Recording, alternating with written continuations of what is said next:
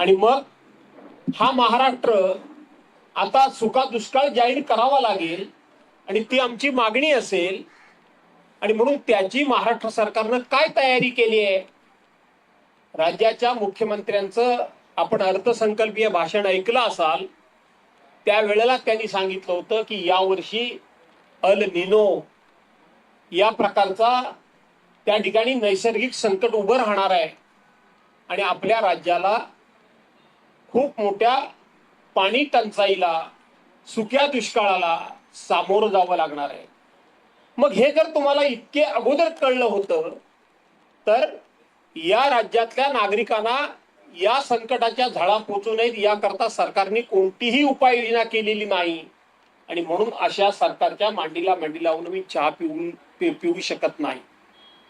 त्याचबरोबर शेतकऱ्यांना हमीभाव देण्याचा शब्द या सरकारनं दिला होता.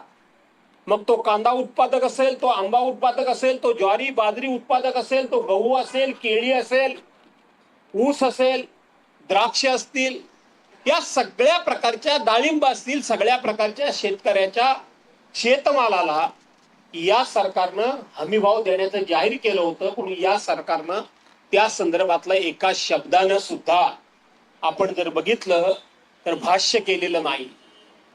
आणि मग सरकार आता काय गोंडा मिरवणार आहे की आम्ही शेतकऱ्यांना कर्जमाफी दिली, प्रत्येक शेतकऱ्याचं 2 लाख रुपयापर्यंत कर्ज हे माफ केलं असं सांगणार आहे. परंतु मागच्या वेळेप्रमाणेच हेच ते मुख्यमंत्री आणि हेच ते सरकार त्यांनी जी कर्जमाफी केली होती ती कर्जमाफीचा लाभ अजूनही त्यावेळच्या शेतकऱ्यांना मिळालेला नाही. हे 4 दिवसापूर्वीच सरकारनं मान्य केलेलं आहे. त्यानंतर अतिशय अल्पावधी करता या राज्यामध्ये उद्धव बाळासाहेब ठाकरे यांच्या नेतृत्वाखाली महाविकास आघाडीचं सरकार आलं.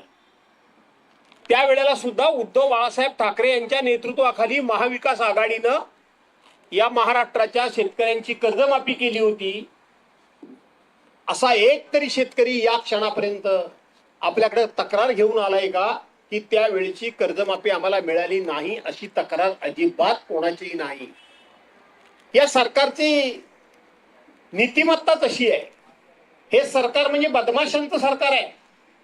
ऐन निवडणुकीच्या तोंडावर 2,53,00,000 महिलांना आम्ही भगिनींना 1,500 रुपयाची भाऊबीज देतो आहोत, आरती देतो आहोत, त्यांच्या खात्यामध्ये 1,500 रुपये आम्ही टाकतो आहोत असं सांगितलं. आणि आता तुम्ही बघितलं की ह्यांची नियत खराब आहे. त्यावेळेला सरसकट सगळ्या महिलांचे फॉर्म भरून घेतले. 1,500 रुपये मिळतात म्हणून महिलांनी यांना भरभरून मतं दिली. आणि आता हळूहळू सरकार ही योजना आता बंद करण्याच्या मागे लागलेलं आहे. आणि ही बंद करत असताना आज 81 लाख महिलांचं त्यांनी वेगवेगळी कारणं काढून त्या ठिकाणी महिना 1,500 रुपये देण्याचं बंद केलंय. अरे त्यावेळेला 81 लाख महिलांची सरसकट मतं घेताना तुम्हाला लाजा वाटल्या नाहीत आणि आज मात्र तुम्ही यांची सरसकट 81 लाख महिलांचं 1,500 रुपये तुम्ही बंद करतात. हे सरकार किती लबाड आहे त्याचं एक उत्तम उदाहरण आहे. 15,000 पुरुषांच्या नावावर त्या ठिकाणी 1,500 रुपये गेले. म्हणजे महिला आणि पुरुष यातला फरक फॉर्म भरून घेणाऱ्यांना समजत नव्हता.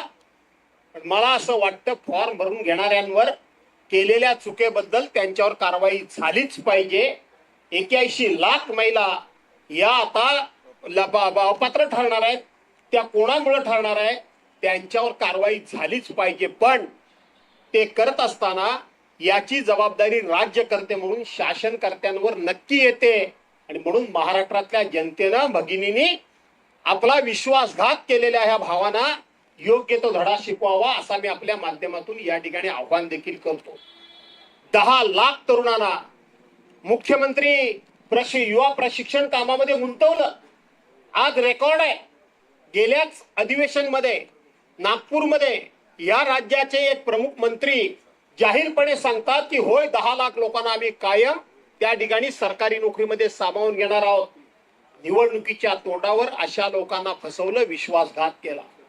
24 ऑक्टोबर 2024ला एक GR काढला आणि त्या ठिकाणी NRHMच्या स्कीम मध्ये जे कोणी कर्मचारी काम करत होते त्यांना आम्ही कायम करू अशा प्रकारचा लेखी GR त्या खात्याच्या मंत्र्यांनी काढलाय आणि त्यांची मतं घेऊन आज त्यांना सांगतात की आम्ही तुम्हाला फक्त आणि फक्त प्रशिक्षणार्थी म्हणून 6 महिन्याची मुदत दिली होती, आणखीन 6 महिन्याची मुदत दिली, आता विषय संपला म्हणून सांगतात. अशा पद्धतीनं प्रत्येकाचा विश्वासघात करण्याचं काम हे सरकार करतंय. त्या सरकार